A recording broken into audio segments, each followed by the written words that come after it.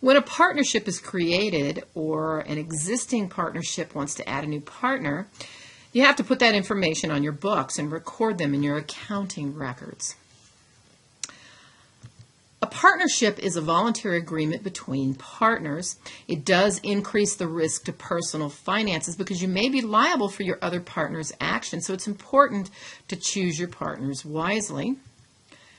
There needs to be a separate capital account for each partner as well as a separate drawing account for each partner. And you'll need to allocate net income or loss, including gains and losses, according to the partnership agreement. There will be co-ownership of property. The assets are now jointly owned by all the partners. And those assets contributed to the partnership by the incoming partner may have an accompanying liabilities. So looking at an example, Ben Green and Lisa Downs decided to form BLT partnership. Ben contributed $20,000 cash and a building worth $150,000. Lisa contributed $75,000 cash and a delivery truck worth $25,000. Looks simple enough. However, the building currently has a $110,000 mortgage, and the truck has an outstanding auto loan of $15,000. So they're not paid off in full, but the new partners want to contribute these assets to the partnership. So simply start recording what's coming in. Ben contributed $20, Lisa contributed $75, so that's going to go in your cash account. And then the building and the delivery truck are going to be recorded at those fair values.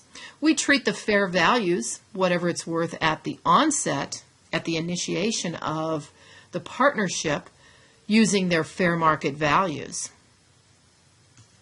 So this will be your historic cost for these assets. But remember, there are liabilities associated with these assets, so those need to be booked also. Record your new liabilities at their current outstanding amounts. And then make sure you record your equity accounts. You've recorded your assets and liabilities, now the capital accounts. But how much? Well, how much did Ben contribute? A building worth $150 plus 20, that's 170. However, there's a liability of 110. Subtract that out to get Ben's initial capital balance. Lisa contributed $75 cash and a delivery truck worth $25. There's 100, but the truck has a loan, so you subtract the liability, and that's how you get the initial capital accounts. The net assets are those capital accounts, assets minus the associated liabilities. So set up your ledger. Here's your T accounts representing your ledger of the initial capital account balances. So now let's say after 5 profitable years, Ben and Lisa decided to admit a third partner named Ryan for an initial contribution of $50,000. And in return, Ryan is going to get a 10% ownership interest. That was the agreement that Ben, Lisa, and Ryan came up with to change the partnership.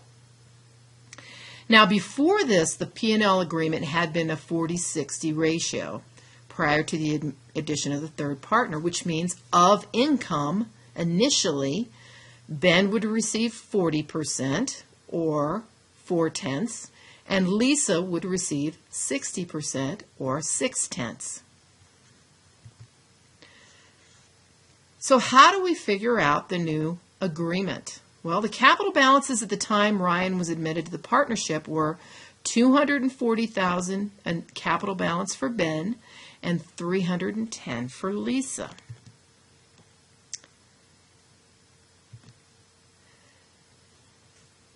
So take those initial amounts, add the new partner contribution, and you have $600,000. So what is this used for? That $600,000 is 10% of that is what Ryan is purchasing. So you take $600,000, multiply it by 10%, and that is an initial interest, and the initial ownership interest Ryan purchased $60,000 but only had to pay $50,000 for it.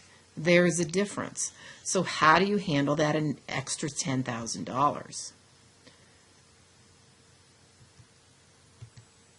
It's going to be called a bonus.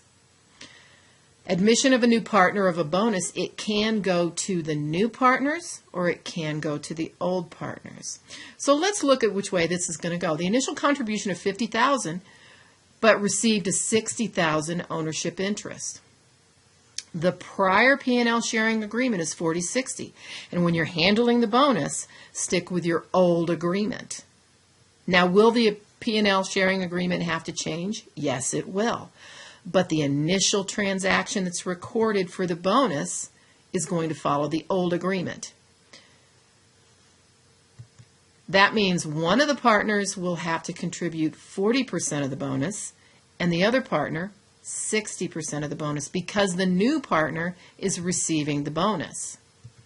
Now, why would a partnership do this? Well, it could be that this new partner has tremendous skills that the original two partners need to expand the business. So they're willing to contribute an extra $10,000 to this new partner just for coming in.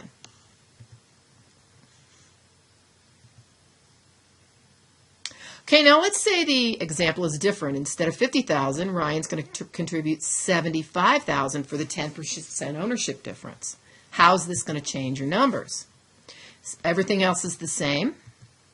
Only now we're going to take the initial capital balances of $240,000 and $310,000, add the new partner contribution. You have $625,000.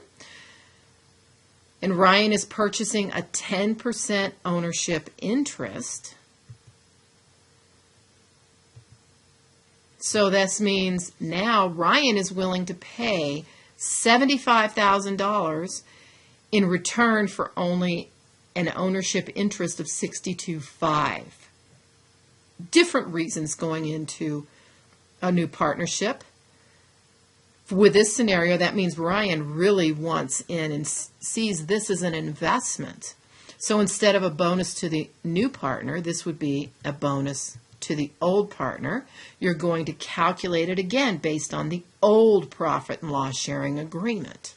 And then once the new partner is on the books, formation changes, partnership changes.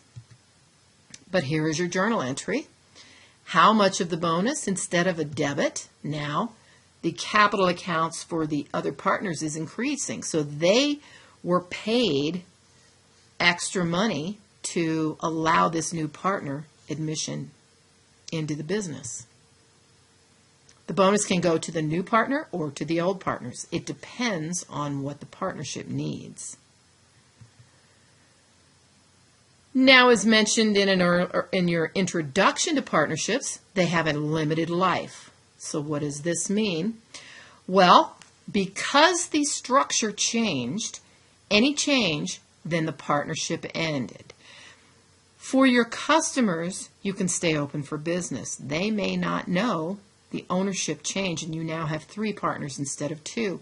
But for legal terms, limited life, the old partnership ended, a new partnership began with the admission of the new partner, which means a new profit and loss sharing agreement must now be created.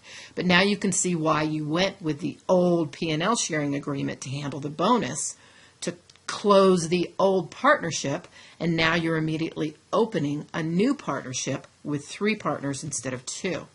The bonus is calculated based on the P&L sharing agreement prior to admission of the new partner.